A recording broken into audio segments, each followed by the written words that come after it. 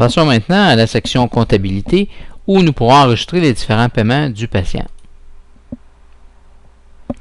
Vous pouvez enregistrer les paiements de deux façons, soit en les inscrivant directement dans la liste des paiements et ensuite en cliquant sur Imprimer reçu pour remettre une copie au patient, ou en choisissant d'utiliser le bouton Ajout paiement.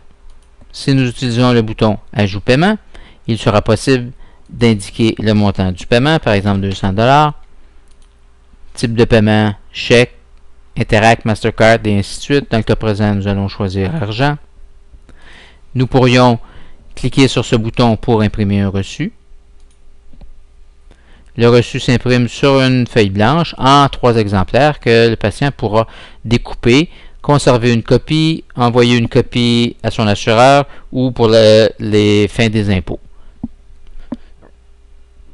Nous retournons donc à Denturo.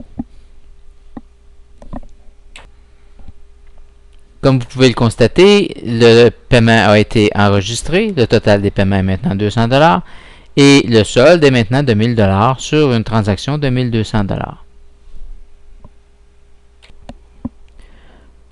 Vous devriez normalement enregistrer chacun des paiements individuellement et imprimer et remettre un reçu à chaque fois à vos patients.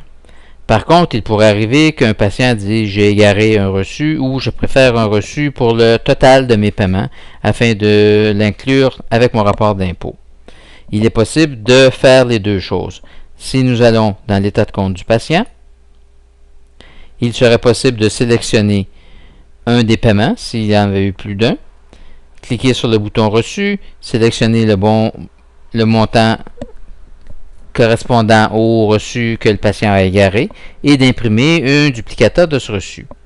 Par contre, s'il préfère avoir un reçu pour le montant global de ces différents paiements, vous cliquez sur le bouton Reçu global. Ceci est une nouvelle fonction de la version 4 qui vous imprimera un reçu en 3 exemplaires encore une fois, mais qui indiquera le total des paiements au lieu du montant individuel sur chacun des reçus comme vous l'auriez remis à votre patient à chaque fois.